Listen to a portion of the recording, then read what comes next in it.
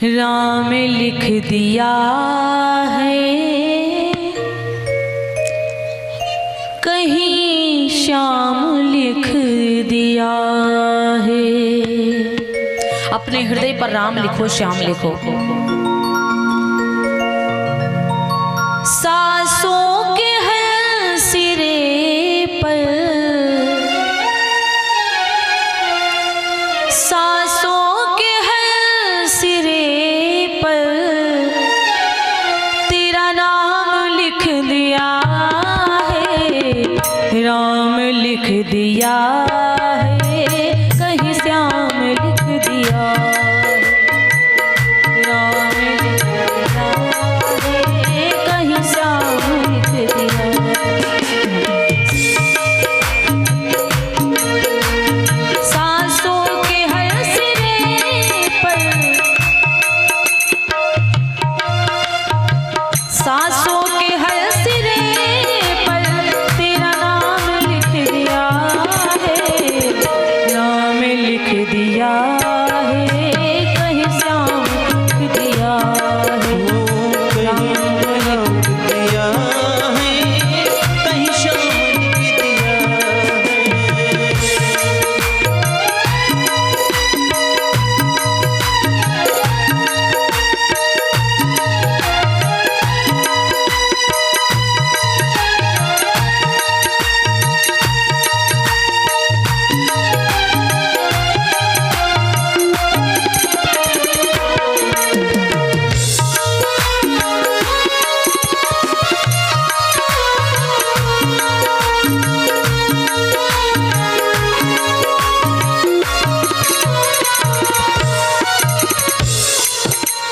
सीता हरण मेरा, आवाज क्यों चली जा रही है? सीता हरण में रावण संग गिद्ध की लड़ाई। सीता हरण में रावण की लड़ाई। सीता हरण में रावण संग गिद्ध की लड़ाई। जब गिर गया जटायु तब याद प्रभु की आई। जब गिर गया जटायु तब प्रभु की याद आई। सीता हरण में रावण संग गिद्ध की लड़ाई। जब गिर गया जटायु तब याद प्रभु की आई। हिस्से में प्रभु ने उसके, हिस्से में उसके प्रभु ने निज धाम लिख दिया है। राम लिख दिया है, कहीं श्याम लिख दिया है। राम लिख दिया है, कहीं श्याम लिख दिया है। सासों के हर सिरे पर, सासों के हर सिरे पर तेरा नाम लिख दिया है। राम लिख दिया है, कहीं श्याम लिख दिया है। ओ कहीं राम लिख दिया है, कहीं श्याम लिख दिया है।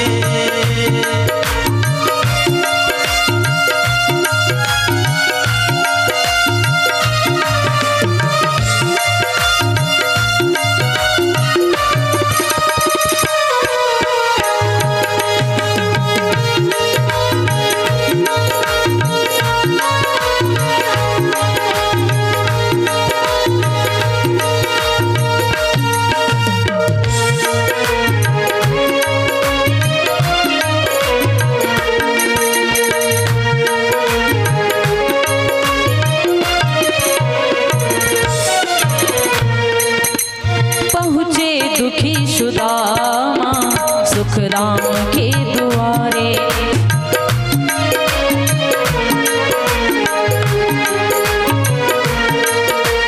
पहुँचे दुखी सुदामा सुख धाम के दुआरे। घनश्याम रो दिया है, जब दीन को निहारे। घनश्याम रो दिया है, जब दीन को निहारे। पहुँचे दुखी सुदामा सुख धाम के द्वारे। घनश्याम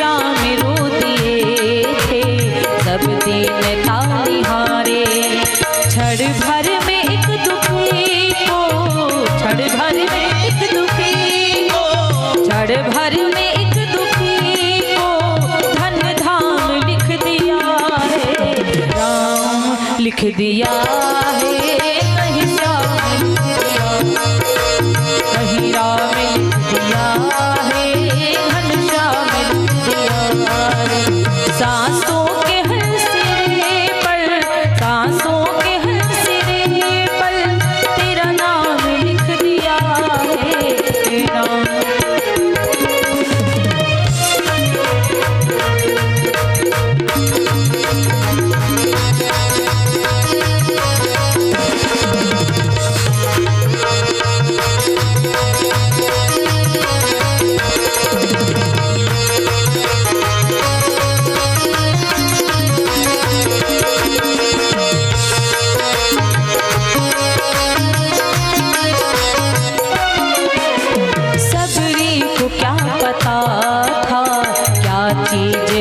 तपस्या। सबरी को क्या पता था क्या चीज है तपस्या। बस राम राम कहे कर हल कर ली सब समस्या। बस राम राम कहे कर हल कर ली सब समस्या। सबरी को क्या पता था क्या चीज है तपस्या। बस राम राम कहे हर करे सब समस्या। देकर प्रभु विदाई, देकर प्रभु विदाई, देकर विदाई प्रभु ने विश्राम लिख दिया है।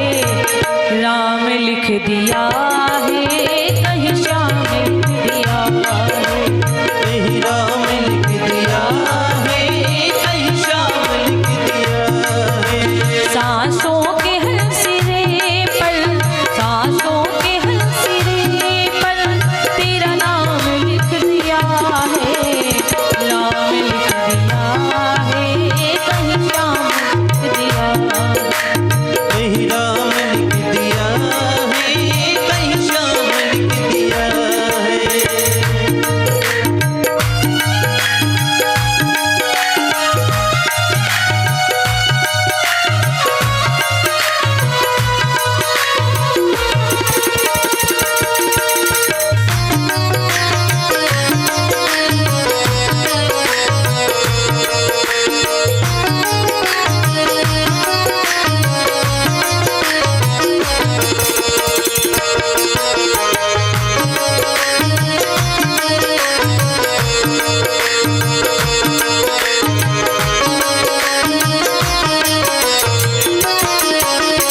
कहीं राम लिख दिया है, कहीं श्याम लिख दिया है, कहीं राम लिख दिया है, कहीं श्याम लिख दिया है।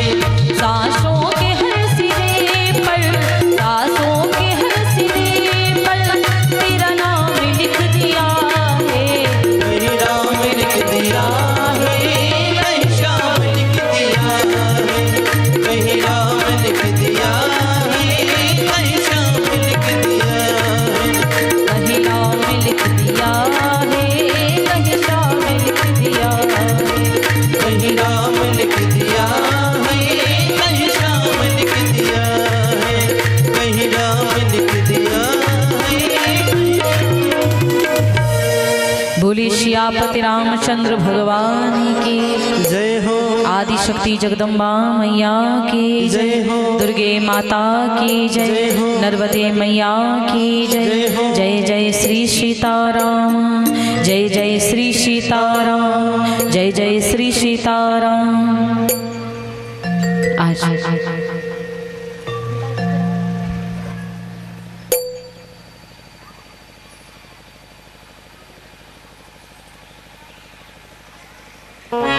बोले उमापति महादेव की जय।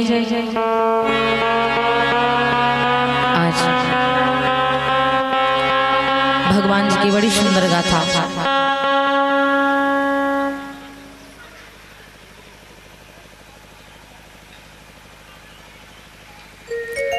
भगवान जी की बड़ी सुंदर गाथा।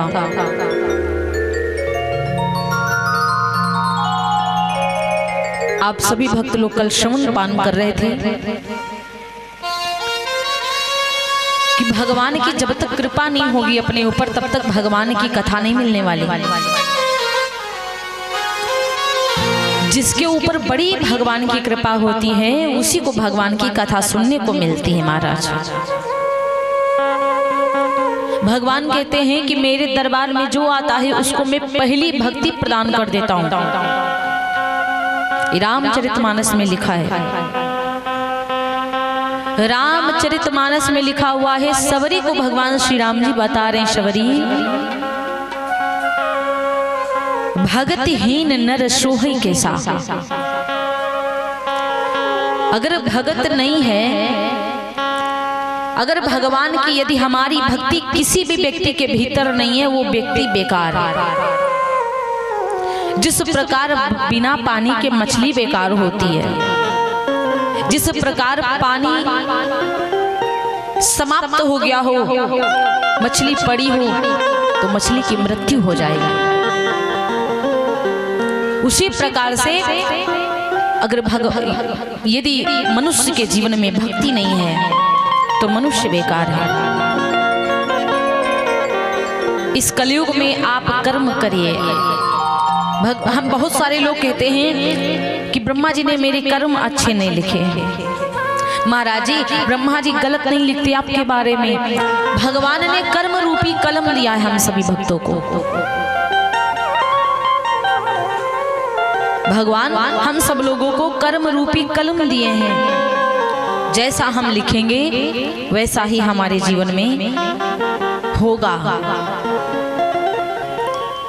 अगर हम अपने कर्म अच्छे करेंगे तो मेरे संग में सब अच्छा ही अच्छा होगा। अगर मेरे कर्म अच्छे नहीं हैं तो मैं चाहकर भी अच्छा नहीं कर सकता। एक जगह पर मैं कथा करने गई तो वहां की भक्त पूछने लगे कि दीदी जी ये बताओ, इस जन्म में मैं बहुत पुण्य करता हूँ। जब से मेरा जन्म हुआ है तब से ना जाने कितने लोगों के संग मैंने सहायता करी। मैं अपने जान भर में किसी के बारे में कभी गलत नहीं सोचता। अपने जान भर में किसी के बारे में गलत नहीं किया, फिर भी भगवान मेरे संग में ही क्यों गलत कर रहा है?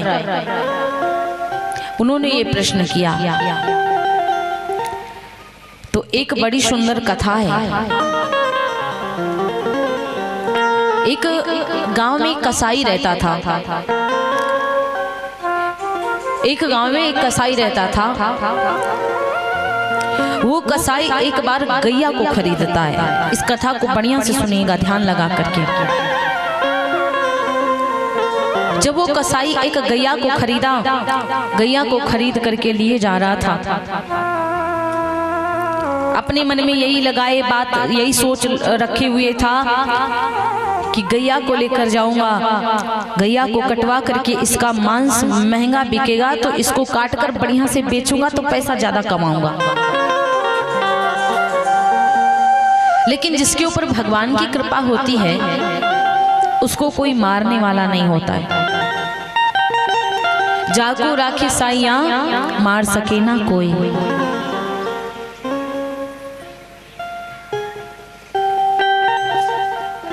आज वो कसाई गैया माता को जब लिए जा रहा था महाराज, एकदम से वो गैया छुड़ा करके बड़ी दूर भागी जा रही है। गैया डोर को छुड़ाती है, बड़ी जोर से भागी बड़ी दूर निकल गई। कसाई उस गैया के पीछे बहुत दूर तक निकल जाता है। उस रास्ते में एक घास छोलने वाला किसान मिल गया। अपने जानवरों के लिए वो घास छोल रहा था। कसाई ने उस व्यक्ति को देखा, बड़ी जोर की आवाज लगाई, ओ भैया रुको जरा, देखो मेरी गैया भागी जा रही, इसको पकड़ लो।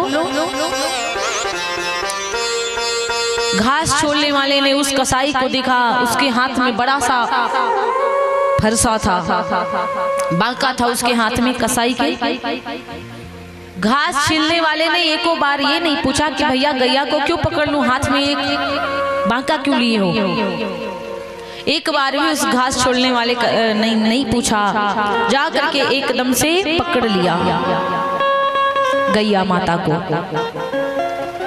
जैसे गैया माता को एकदम से पकड़ा मेरे भैया, गैया माता के पास में वो कसाई आया, अपने बांका को उसकी गर्दन पे मार दिया और गैया की गर्दन कट करके अलग जा पड़ी। कसाई ने, किसान ने जो घास छील रहा था, उसने अपने दोनों हाथों से सींग को पकड़ा और गैया मैया के सींग को मरोड़ दिया। कसाई ने आकर गैया मैया को काटा। गैया मैया बेचारी तड़पते हुए अपने प्राणों को त्याग देती हैं।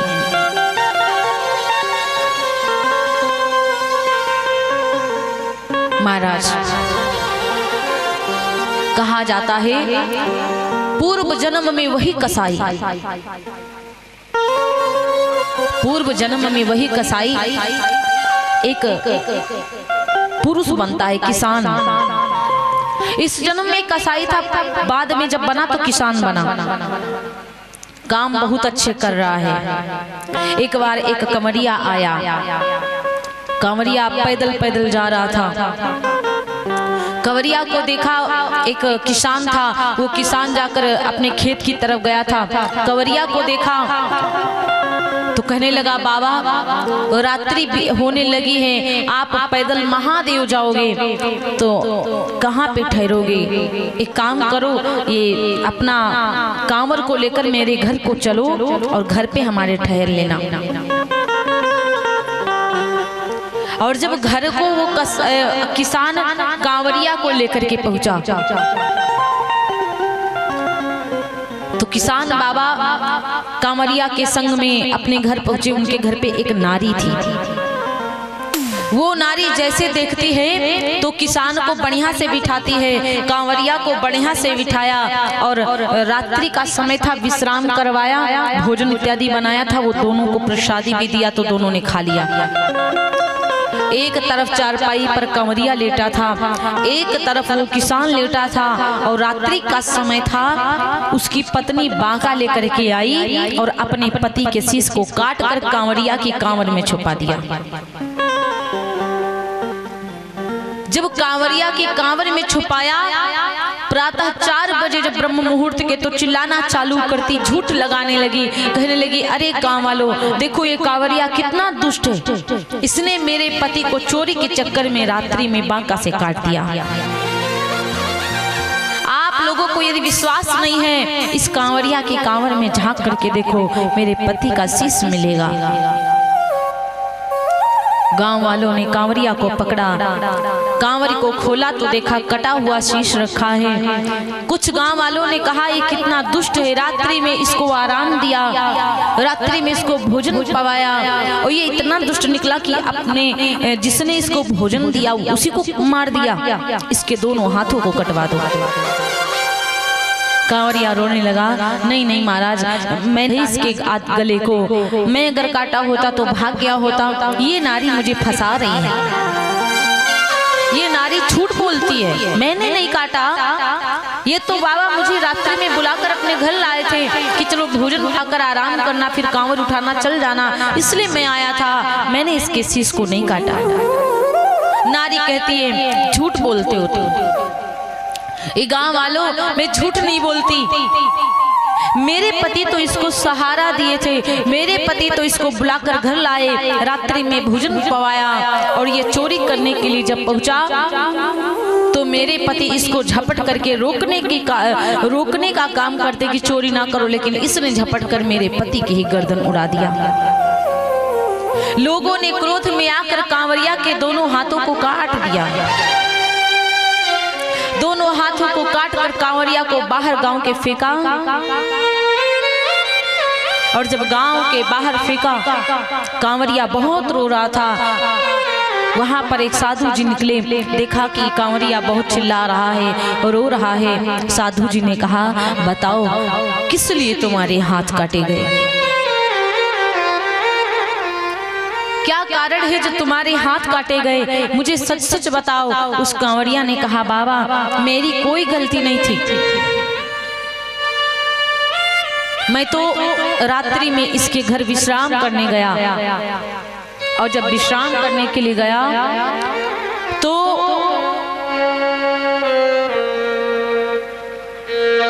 कहाँ रख दी, ले आओ। रात्रि में मैं इसके घर विश्राम करने गया, और जब विश्राम करने गया था तो इस नारी ने ही अपने पति का सर काटा, लगा दिया दोष मुझे।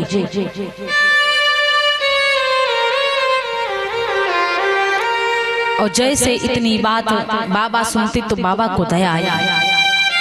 कांवरिया ने कहा, बाबा कृपा करो, किसी न किसी तरह से ये कांवर उठाकर मेरे कंधे पर बांधो, मैं बाबा भोलेनाथ के पास लेकर जाना चाहता हूँ। संत भगवान को बड़ी दया आई।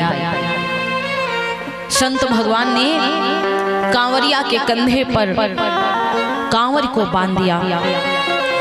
जैसे तैसे करके वो कांवरिया बाबा भोलेनाथ के दरबार को पहुंचा, रुदन करना प्रारंभ किया, रोने लगा। भगवान भोलेनाथ जी प्रकट हो गए। भगवान भोलेनाथ को दया आई कि मेरे भक्त के हाथ बिना गलती कट गए। भोलेनाथ ने पीठ पर हाथ फेरा तो उसके दोनों हाथ हो गए। लेकिन कांवरिया ने भोलेनाथ से प्रश्न किया, बाबा आपने अब मुझे दोनों हाथ दिया, आप जानते हो कि मेरी गलती नहीं थी इसलिए दोनों हाथ मुझे दिया, लेकिन जिस समय मेरे हाथ काटे जा रहे थे उस समय आप क्यों नहीं आए?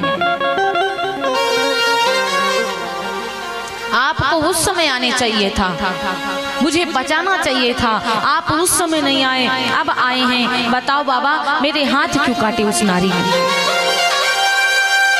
भगवान भोलेनाथ ने कहा, देवी भगवान भोलेनाथ ने कहा, भक्त गलती उस नारी की नहीं, गलती तो तुम्हारी ही है। कांवरिया ने कहा, लोग कहते हैं क्योंकि जानते नहीं हैं, आप तो अंतर्यामी हो प्रभु भोलेनाथ, फिर आप भी कहते हो कि गलती मेरी थी। बोले हाँ ये भक्त गलती तो आपकी थी, पूर्व जन्म में तुम ही तो पकड़े थे उस गैया के सींगों को, दोनों हाथों से सींग को मरोड़ा था, इसीलिए उस गैया ने नारी बनकर इस जन्म में तुम्हारे हाथ कटवा दिए। और जिस किसान का सर काटा गया है ये वही कसाई था जिसने गैया के शीश को काटा था, इसीलिए वही गैया नारी बनकर अपने पति से भी बदला ले ली और उसकी गर्दन को काट दिया। इसमें गलती उस नारी की नहीं है। तो इसका अर्थ निकलता है कि मैंने अब से जीवन में कभी पाप नहीं किया, फिर भी मेरे ऊपर कष्ट आते हैं। पता है क्यों? क्योंकि हो सकता पूर्व जन्म में मैंने कोई गलतियां करी हो, मैंने कोई पाप किया हो जो इस जन्म में हमें भुगतना पड़ रहा है। और इस जन्म में हम भले ही भक्त हैं लेकिन पूर्व जन्म की बातें तो हमें, पूर्व जन्म के कार्यों का फल तो हमें मिलेगा ही मिलेगा।